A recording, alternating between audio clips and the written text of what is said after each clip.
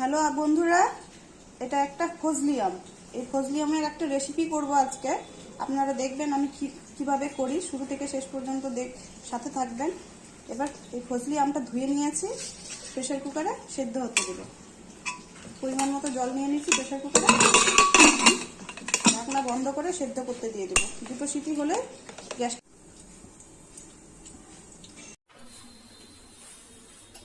ফজলি আমটা আমার সেদ্ধ হয়ে গেছে, দেখুন সেদ্ধ করে নিয়েছি, ঠান্ডা হয়ে গেছে। বেশ কিছুক্ষণ এমনি রেখে গেছিলাম। এখন আমটা ছুলে নেব।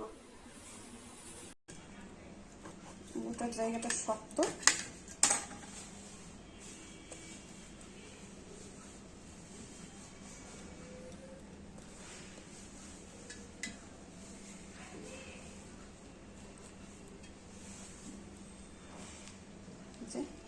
একটা একটা করে খোসা ছাড়িয়ে নিচ্ছি।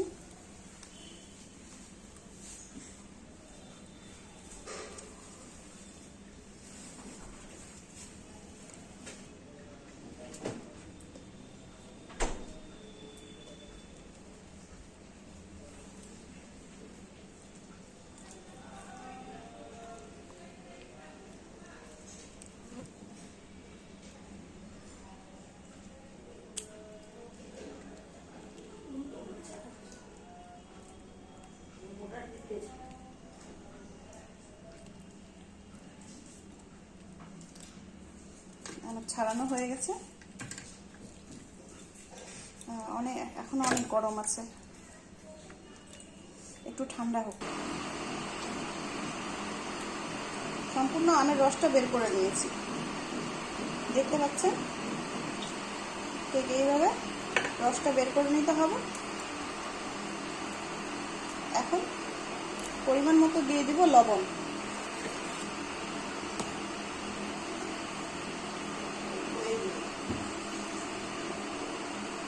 অল্প পরিমাণে লবণ দিয়ে দিলাম।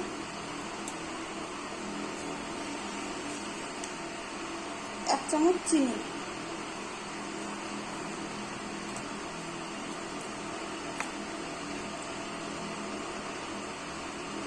আর সামান্য একটু সর্ষের তেল। আপনারা চাইলে শুকনো লঙ্কা ভেজে দিতে পারেন, ওতেও ভালো লাগে। আমি শুকনো লঙ্কা ভেজে দিব না। আর যদি অন্য আমের করেন তাহলে চিনির পরিমাণটা একটু বেশি দিতে হবে। আমি যেহেতু ফজলি আম করেছি, এই আমে একটু চিনি কম দিলেই হয়ে যায়। কাঁচা মিষ্টি আম, কাঁচাতেই মিষ্টি।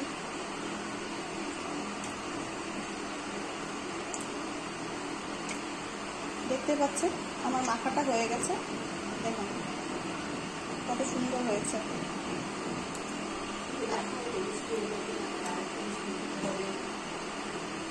একটু টেস্ট করে নেবেন।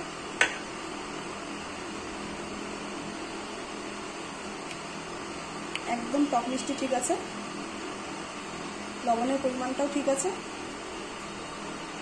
আপনারা আপনাদের স্বাদ মতো দিবেন, যার যেরকম ভালো লাগে। কেউ একটু মিষ্টি বেশি পছন্দ করে, কেউ একটু কম।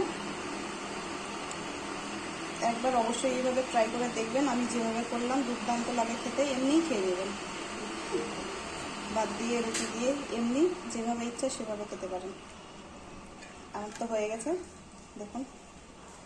আপনারা চাইলে, আপনাদের যদি বাড়িতে উনুন থাকে অবশ্যই পুড়িয়ে করে দেখবেন, আরও ভালো লাগে। আমাদের তো উনুন নেই, আমরা গ্যাসে সেদ্ধ করলে, প্রেসার কুকারে সেদ্ধ করে করলাম। আপনারা একবার উনুনে পুড়িয়ে করবেন, এতে আরও ভালো লাগে।